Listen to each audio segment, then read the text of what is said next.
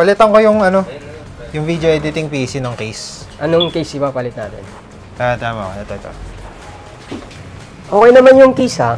Yun nga eh. Gusto kong papangitin. Gawa tayo sleeper build. Yan. Ito. Mga luma. Ito mukhang maganda to ah. Ito. Ano mas okay? Para mas maliit to eh. Oo nga, mas maliit ito eh. Pero yung cooler kaya kasha.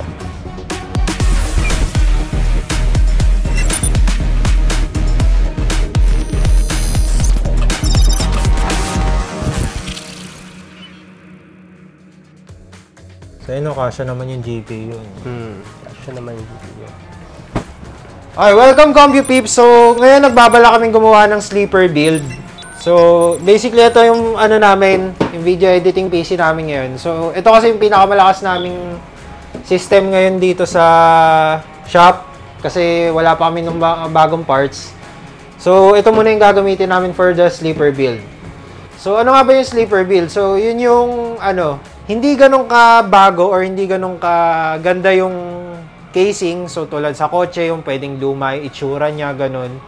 Pero sa loob, maangas o malupit yung ano niya, yung makina niya. So tulad dito ngayon, ito yung mga gagamitin naming case. Pagpipilian muna namin. So paplanuhin muna namin kung paano namin siya pagkakasyahin. Tapos lalagyan namin siya ng malakasang specs ng PC. Quick update lang dahil may dalawa tayong case at meron pa yatang isa pang parating. So ito, lalagay din namin sa lumang case. So lahat ng case, lahat palulumain natin. So dito, ano, tatanggalin muna namin yung mga parts para ma-ready na.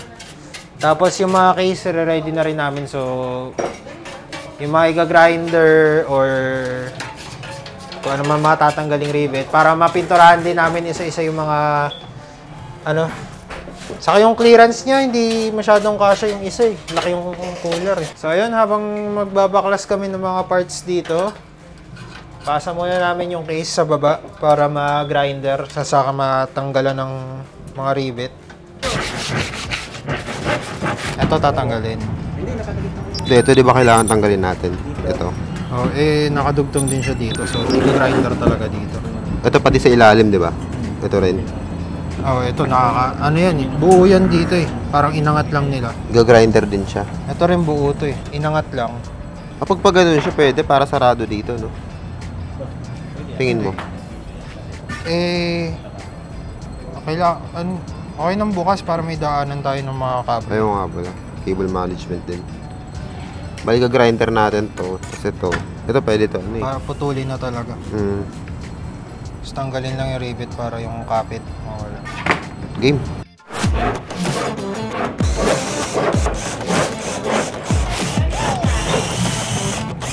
Para magbanta.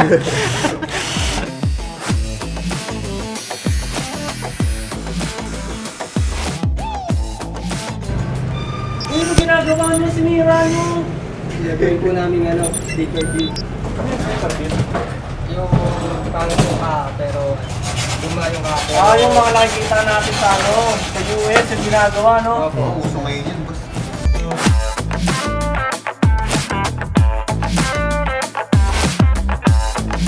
So habang hindi pa namin napipinturahan yung ano, yung mga lumang case, tatanggalin muna namin yung mga parts ng mga gagamitin namin para dun sa sleeper build. Shit.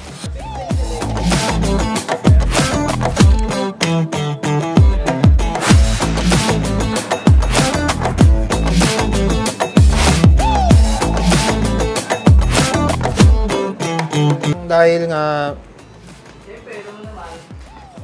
nataong may dalawa tayong case, tapos baka may paparating pa isa. So, tatlong PC yung gagawin nating sleeper or dalawa kung hindi makakarating isa pang case. If may luma kayong case, baka pwede yun donate sa amin. Gawin din namin sleeper build. Okay, so make sure lang na nakatanggal na lahat ng cables sa likod. Tapos tatanggalin natin yung graphics card muna.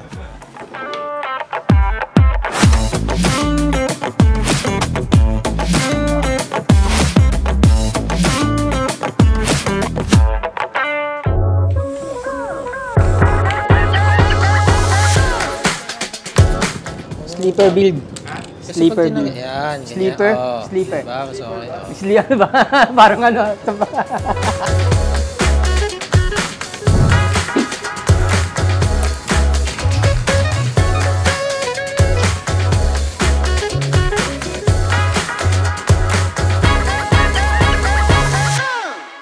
So, yun ang pintura na namin yung mga parts. Karamihan dito yung panlabas lang yung binuo namin yung kulay.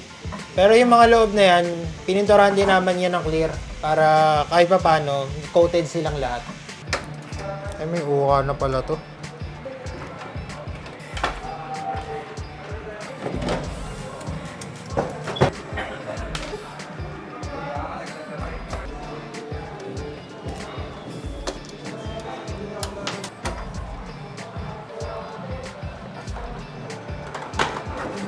Pero kapos konti. Para sila. Labi. Nayupi na nayupi yung ano eh. So kung mapapansin nyo, lumiit yung mga cooler namin. Stock na lang muna ginamit namin kasi panglalaro lang naman namin to. Hindi man namin to i-overclock. Yung mga original kasi nilang ano, yung mga original nilang air cooler masyado mataas. Eh wala rin kami available na AIO. So ayun. Next time na kami magko-custom muli ng mas malupit pang sleeper. Kompleto sa gamit. Pero sa akin okay na to. Mga 10 FPS. Ay! 10 FPS.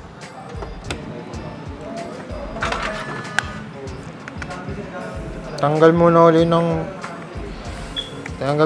GPU kasi yung SATA sa ilalim pala. Yan. Balik na to. Sabi na ako.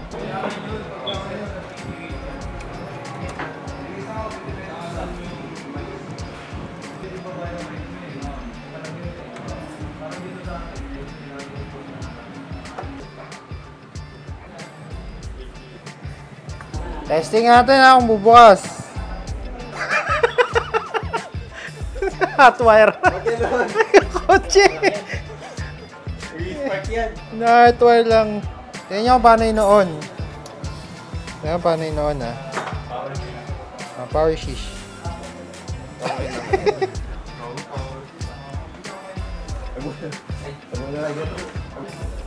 Ito yung sikretong switch to.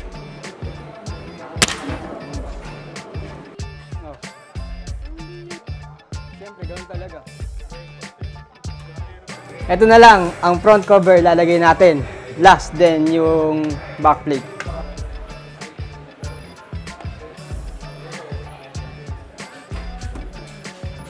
Paano to isa?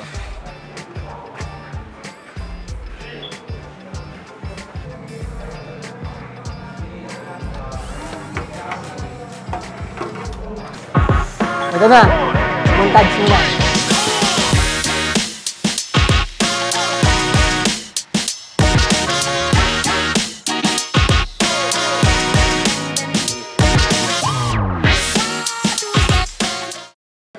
Okay, buo na namin pareho. Si Antokin 1 saka si Antokin 2. Yan. Ngayon, testingin na natin kung may display. Kung magbo-boot at...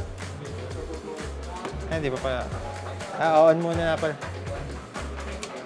So, on muna natin yung power supply. Tapos, jump start na natin. Display ba? Yun! Bumukas din. Ano yung pangon yan, sir? Asa yung pangon yan? Yan, pangon. Sweet. Hotwire. Didikit yung daw pangon. Na-hotwire lang yan. Wala kami susi. Hey! Ay, shutdown natin isa naman. Okay, ito naman isa next. Hotwire. Bukas ba? Bukas. Tagal ah. Yun!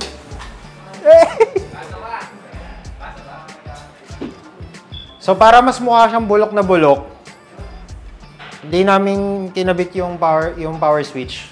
Actually, yung isa sa kanila, sira na yung power switch. So ginawa ko na lang dito. Ganito siya i-on na hot wire. Nag-on ba?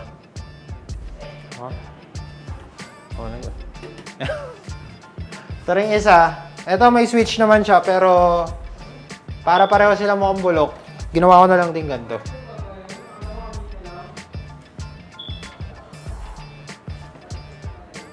Mag-on ka, please. Ayun, nag-on naman siya. Montage muna.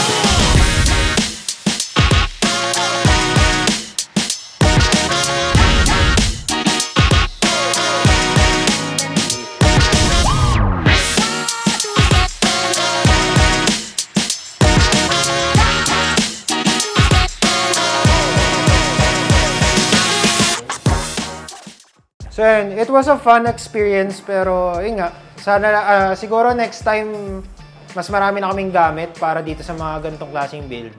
Yung capability naming i-custom to medyo limited lang din kaya we made use lang kung ano meron kami. So ayun, magre-restock pa naman kami ng ibang gamit so sana next time try naman natin naka-liquid cooling or naka-AIO siya. So, yun magkakaroon na ng radiator. So, mas marami kaming iga-grinder doon. Tapos, siguro possible na mag-welding pa kami ng mga ibang parts or brackets doon sa case para magkasya yung mga parts. Tapos, sana madagdagan din namin ng iba, mas marami pang fans. So, yun.